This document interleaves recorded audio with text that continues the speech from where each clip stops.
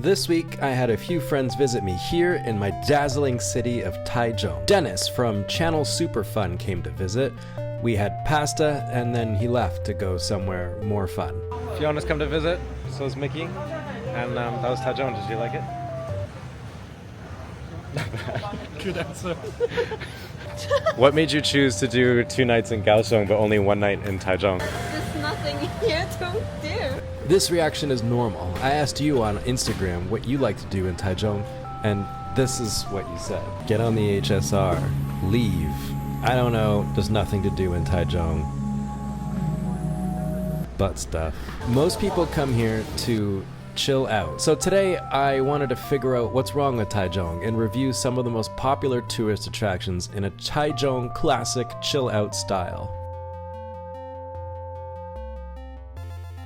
If you ask a Taiwanese person to name a Taichung tourist attraction, they'll probably say Rainbow Village.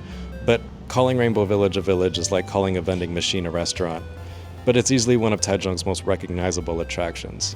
So if it's not really a village, then what is it? Well, when the KMT retreated to Taiwan in the Chinese Civil War, they built these villages for their soldiers and their families to live in. After a few decades, the houses fell into disrepair and property developers started buying them up.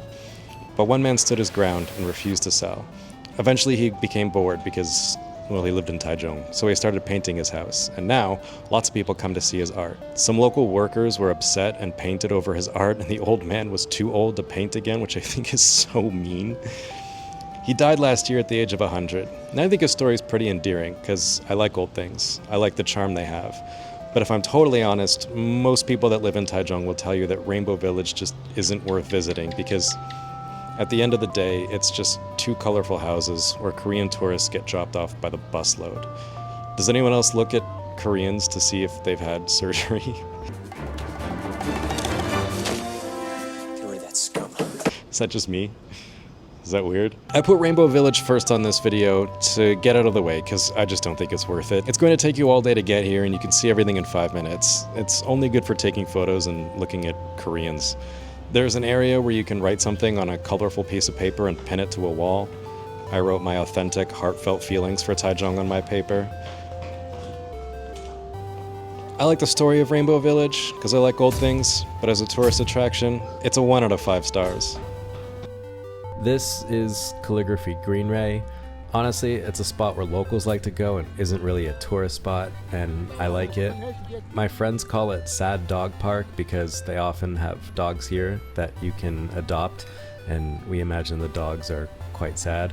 It's a more fitting name for this area because while this area is a greenway, there's no calligraphy. There is, however, sad dogs and a park. They often have stands set up. You can buy little trinkets. The most popular one was selling snacks because this is Taiwan. I also saw the most ridiculous looking dog ever, but I don't think that it was sad. The park is separated between the people who love my videos and subscribe and the other side, which is for stupid people. Which side are you on? Subscribe. There are many things you can do at our sad dog park, including looking at sad dogs, walk your happy dog, or walk whatever this is, and this. There is also Park 2 nearby, which is better than Park 1 and Park 3, because they don't exist. Continuing down Sad Dog Park, we can see a temple. I don't go to temples since I saw the movie Doe. But it's cool to see people pray to their gods. This god looks the coolest. Going further, we can see various art pieces like this French bulldog. This dog was a lost dog that roamed the park and no one could find its owner, but the dog spread so much joy to the people of Taichung that they erected this statue, which they painted pink because pink is the color of sadness in France. This story is really interesting because I just made it up. Every color means sadness in France. There's also many other artworks that I can't explain because their plaques have been replaced with no smoking signs. I think it's kind of weird to replace them with such a small no smoking sign. That's more like it. This sign shows all the things you can't do in this park, like have fun. The rest of the art is weird but cool, I guess. This one looks like a sand crawler from Star Wars. The artwork leads you to the famous National Taiwan Museum of Fine Arts, which I didn't end up making it all the way there because I didn't want to. This park is great for nice weather, but not many people come here on hot days because you'll get a sunburno. Sorry. Honestly, I like this park, and I rate it a 4 out of 5 stars. This next place is synonymous with Taichung tourism, Gome Wetlands. If you don't live here, then you will probably have to take the bus to get here, which takes over an hour depending on the traffic. Or if you want, you can wait for the MRT, which will take 30 to 40 years because we don't have a line that goes there yet. We actually only have one line, and everyone hates it. I have my scooter, and it took me around 30 minutes to get here. I parked in front of this interesting shrine and this horse for some reason. I wanted to use the bathroom, but I had to pay $10, which I think is the first time I've had to pay to use the bathroom in Taiwan. Unlike Calligraphy Greenway, which has no calligraphy, or Rainbow Village, which isn't really a village, Gome Wetlands is indeed some pretty wet land. I found it pretty difficult to get excited over wet land. However, my Irish friend loves nature and wet land and was pretty excited about it. This is because Ireland means wet land in Irish. You can go ahead and Google that if you want, because I just made it up. The entrance to this wetland has some interesting statues of your mom. There's a boardwalk you can go on that takes you onto the wetland. This gives you better access to the wetland, so you can see just how wet our land is here in the dazzling city of Taichung. I decided to wear my flip-flops today, or as they're known in French, Philippe Philops. Sorry. All along the sides of the boardwalk are these crabs, which are fun to look at. Sometimes they scurry into their holes when you walk by. The tourists were pretty excited about seeing Taichung's biodiversity.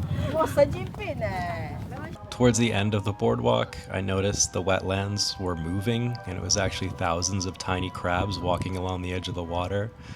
I thought that was pretty gross. People like to take selfies with the wetland, so I took one as well. I went to the Gome tea shop and tried their sugarcane juice. It was pretty good. I used the spare change to play the claw machines. I wanted to win some snacks, but the machine was lazier than I am writing this video. Instead, I won a hilarious looking knockoff Batman keychain.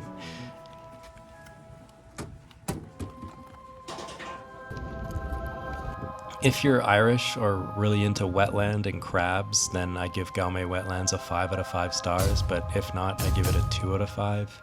You can get some nice photos of the sunset, but other than that, it's just some pretty wet land. Before going to the next tourist attractions, I stopped at home to change into some nicer clothes because we're going to the theater. The National Taichung Theater is Taichung's newest tourist attraction. It's really easy to get to because it's actually in Taichung. Inside the National Taichung Theater, there's a theater. I was pleasantly surprised to find that the stairs were carpeted, which is very rare for Taiwan. It led up to the second floor, which featured a big room. Walking around the corner, you can see another big room. There's a bench you can sit on. I sat on this bench. 3 out of 5 stars for the bench. I decided to keep going up the stairs, which was a huge mistake because for whatever reason there are no 3rd or 4th floors, so the stairs went straight from 2nd to 5th floor. I like carpeted stairs as much as the next guy, but this is too many stairs. This floor has some lights you can buy, or these plant things and flower arrangements. There are more stairs, which I ignored in favor for the elevator. This takes you to the top of the building, which features a garden. You get some nice views of the area. This is the area where all the rich people in Taichung live, so it's nice to be reminded of how poor I am. The elevator back down was pretty fun to play with because you can control it with gestures. I found a gift shop that honestly sold a pretty cool map decoration of Taiwan. I bought this one to send to one of my channel members. They support me so I can make these videos, and this is how I thank them. Thank you to all my regular subscribers as well. If you're on the other side of that park and you're not subscribed, then what are you even doing? I went to the cafe on the 1st floor and tried a salad. It was better than I thought it was going to be.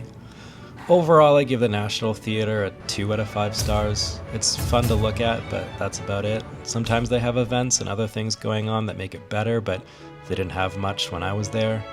Actually, I give it a 3 out of 5 because of the magic elevator buttons. Could have played with that all evening. There are, of course, other tourist attractions you can go to, like Fengjian Night Market, which is not really all that different from every other night market. It's just famous for being really big. Guguan is nice, but it's pretty far. It's kind of like Japan if you can't go to Japan and want to have way less fun. It's got hiking, a few decent restaurants, and hot spring hotels. Listen, it doesn't really matter where you go. At the end of the day, Taichung just isn't a city for tourists, and maybe that's okay. Maybe we don't need Taipei 101, or London Bridge, or Hollywood, or traditional culture. Maybe we just need some wet land every so once in a while. Sorry, what the fuck. My point is that Taichung isn't overwhelming or underwhelming. It's just kind of whelming. It's fine. It's pleasant. No one in Taichung is in a rush. There's nothing to rush to. Our only MRT line goes straight to the HSR station, so you can do what everyone loves to do in Taichung. Leave. I might just be the world's worst tour guide. I have a theory that Taichung's tourist attractions are almost all far from the city center, so locals don't have to deal with the tourists. God, I really have to start lying to try and get more sponsors. If you want a great city to live in, feel comfortable, relaxed, easygoing, sure, come live in Taichung. But tourists, we just have nothing for you. Our elevators are pretty freaking cool, though.